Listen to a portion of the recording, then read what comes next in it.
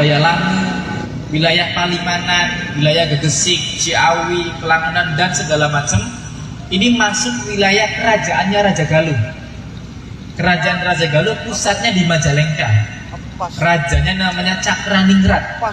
Itu salah satu musuh bebuyutannya Pangeran Cakrabuana. Nanti kalau kita mendengar cerita tentang Pradongdi yang dulu petilasannya ada di pabrik semen di Gempol dan juga di Kedung Bunder, itu bekas tempat peperangan Cirebon dengan Raja Galuh. Nah, ini masih wilayah-wilayah bagian dari kerajaan Raja Galuh pada waktu itu. Nah, ketika beliau sampai ke Cirebon, datang ke Cirebon dan menjadi raja, menjadi penguasa, nah disinilah titik awal mula kenapa kemudian muncul Bayalangu. Nah, beliau kemudian berdasarkan hasil keputusan Musyawarah Wali Songo Jawa Dwipa yang digelar di Gunung Cermai. Makanya kalau kita ke Gunung Cermai, teman-teman pemuda-pemudi yang pernah mendaki Gunung Cermai mungkin pernah melihat batu lingga.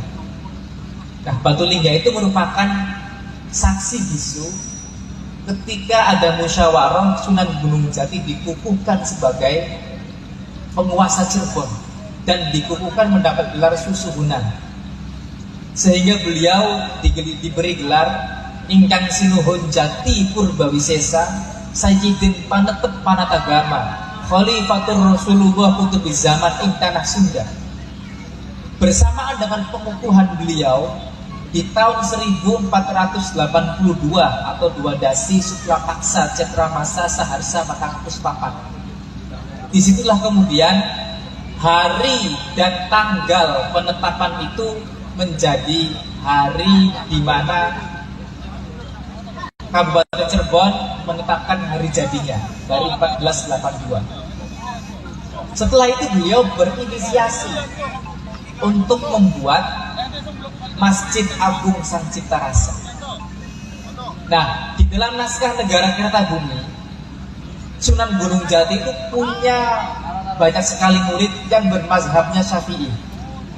Salah satu di antaranya adalah yang bermazhab Syafi'i adalah Ki Gede Bayalangu. Nah, Ki Gede Bayalangu itu merupakan salah satu dari muridnya Sunan Gunung Jati. Nah, artinya adalah di era Sunan Gunung Jati, di era kepemimpinan beliau, Bayalangu kemudian menjadi bagian dari wilayah Cirebon, meskipun masih perang dengan kerajaan Raja Galuh. Nah, ketika beliau menjadi raja, beliau membangun Masjid Agung Sang Cipta Rasa diawali dengan tahun 1489 atau dalam cendera sengkalanya Mungal Mangil Mungup Jemblung Gateling Asu. Itu kalau diterjemahkan tahun 1489 Masehi. Akan tetapi ketika beliau pertama kali membuka untuk membuat Masjid Agung, nggak langsung jadi. Ketika itu ada utusan dari Demak untuk menghancurkan salam bahwa Raden Fatah, pendiri kerajaan Demak pertama, itu ingin membuat masjid di Demak. Lalu Sunan Gunung Jati dengan kearifan dan kebijaksanaan beliau itu lebih mendahulukan membuat Masjid Agung di Demak karena posisinya darurat, beliau harus berperang dengan Mojopahit. Nah, setelah itu pembangunan Sang Cipta Rasa sempat tertunda. Nah, alhasil kemudian tahun 1500 waspada Panembah Yuganing Ratu, itu cendera sengkalanya, baru kemudian Sang Cipta Rasa itu diresmikan atau selesai jadi dan bisa difungsikan untuk sebuah tempat. Disitulah kemudian Sunan Gunung Jati melakukan satu revolusi perpolitikan sehingga beliau mengundang seluruh Ki Gede. Ya. Waalaikumsalam.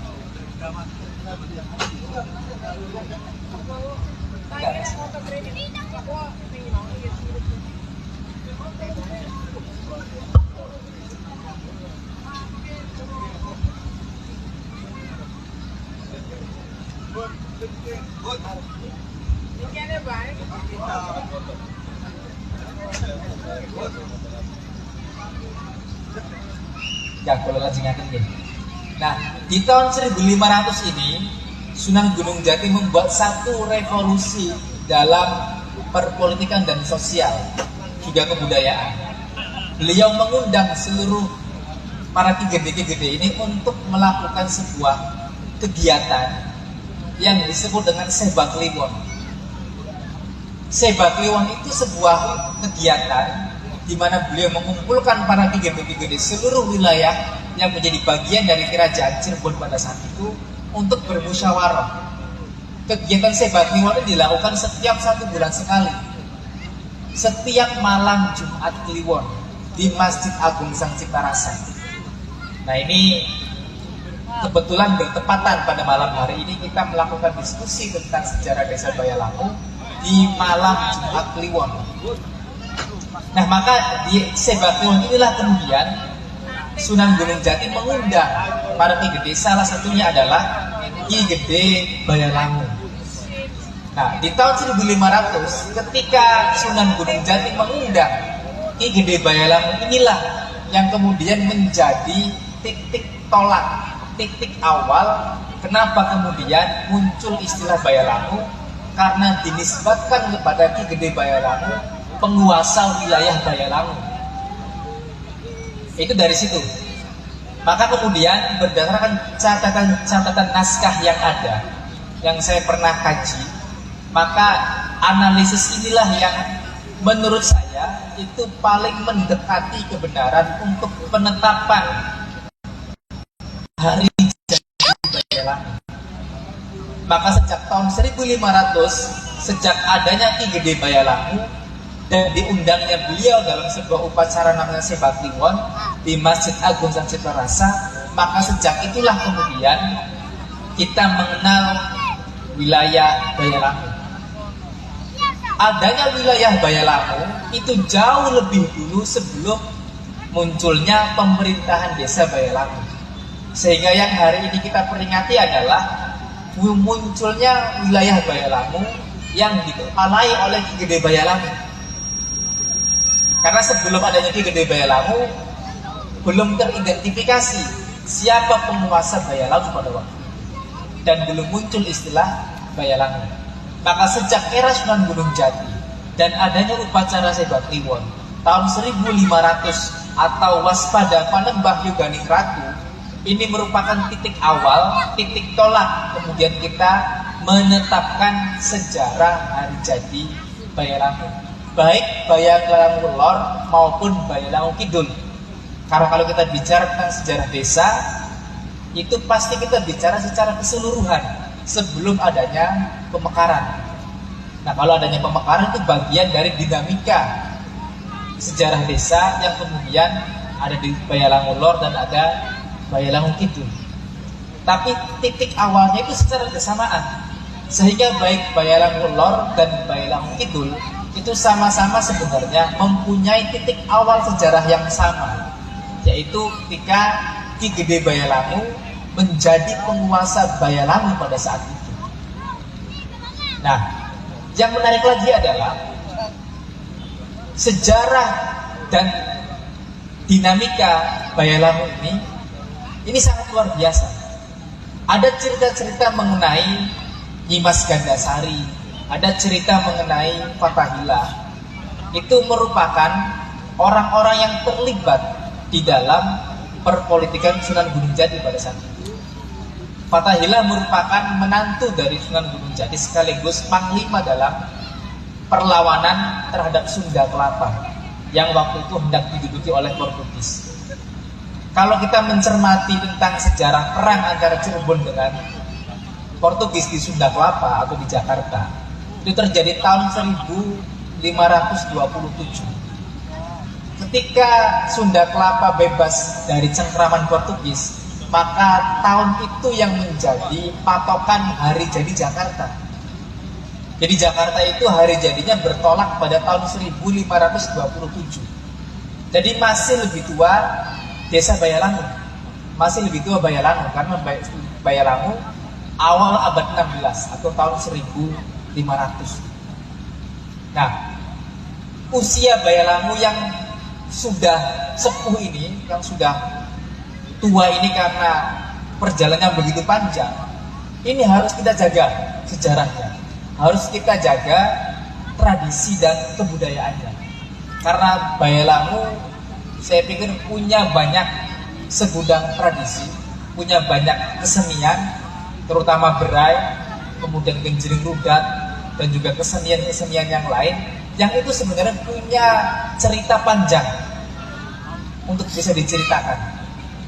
Namun saya diamanahi oleh panitia untuk menceritakan tentang kenapa kemudian Bayalangu hari ini usianya ke 523. Nah, titik nol dari 1500 ke 2023 hari ini kemudian usia Bayalangu 523. Jadi angka belakangnya sama dengan angka tahun hari ini. Kalau besok tahun 2024, maka usia Bayalangu adalah 524. Nah, sementara usia Cirebon, baik itu kota maupun kabupaten, sebelum ada pemekaran antara wilayah administratif kota dan kabupaten, Cirebon hari ini usianya adalah ke 578. Titik awalnya adalah Kabut Alas tahun 1445. Jadi ada selisih beberapa puluh tahun antara Cirebon secara keseluruhan dengan Bayalangu. Nah, mudah-mudahan di usia hari jadi Bayalangu yang ke-523 ini menjadi apresiasi kita semua, menjadi kebanggaan kita bersama sebagai masyarakat Bayalangu, baik Bayalangu Lor maupun Bayalangu Kidul. Jadi ini merupakan hari jadi bersama sebenarnya, baik itu Bayalangu Lor maupun Bayalangu Kidul, untuk memperingati bagaimana kemudian para pendahulu-pendahulu kita itu membangun Bayalangu. Beberapa situs-situs di Bayalangu yang mengelilingi ini itu merupakan kekayaan khazanah situs-situs yang ada di Bayalangu. Karena tidak semua desa tanahnya itu dikelilingi oleh situs. Dan saya melihat hanya desa Bayalangu yang wilayahnya itu dikelilingi oleh situs-situs. Entah keliling situs-situs itu merupakan bagian dari kode ataupun sandi-sandi, ataupun ada titik-titik tertentu yang menjadikan kenapa Bayalangu dikelilingi oleh situs-situs. Nah, ini pembahasannya akan terus-menerus kita gali bersama sehingga menjadi titik temu kenapa kemudian Bayalangu dikelilingi oleh situs-situs. Ini kekayaan kita semua, Bapak Ibu. Adanya situs, adanya tradisi, adanya adat kebudayaan merupakan bagian dari kekayaan desa dan masyarakat Bayalangu. Maka kita bersyukur punya Pakuwu Desa Bayalangu, baik Bayalangu Kidul maupun Bayalangu Lor, yang jiwa kebudayaannya ini tinggi, sehingga bisa merangkul seluruh masyarakat dan juga para pegiat seni dan kebudayaan untuk tetap melestarikannya. Nah, itu kira-kira begitu. Maka dari itu, mari kita peringati sejarah desa Bayalangu dan peringatannya ini dengan suara-suara yang positif, dengan sikap-sikap yang yang positif, sehingga kita semua bisa meraih keberkahan dari para pendahulu-pendahulu kita, dari para Kikidi Bayalangu, dari Kibuyut Bayalangu, sehingga kita semua terus bisa melakukan kegiatan ini sampai ila yaumil qiyamah bila perlu. Nah, dengan adanya kegiatan seperti ini kan pasti mengundang banyak simpatisan dari berbagai masyarakat. Nah, kembali kepada Desa Bayalangu dan sejarah Desa Bayalangu.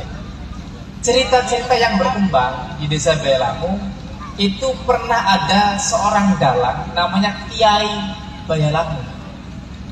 Nah, ini yang kemudian saya cari di mana makamnya Kiai Bayalangu. Dulu seorang dalang dan seorang penari yang biasa pentas di atas panggung. Nah, Kiai Bayalangu ini merupakan anak dari Kiai Nur Kalam. Kiai Nur Kalam anak dari Sunan Panggung. Sunan Panggung adalah anak dari Sunan Kalijaga dari istrinya, yaitu Zubaidah, anak dari Sesini Sunan. Nah, jadi hubungan Bayalangu ini tidak lepas dari cerita Sesini Jenar, cerita Sedatuk Soleh, dan cerita Sunan Kalijaga, Sunan Panggung, dan seorang dalang Kiai Bayalangu. Nanti turun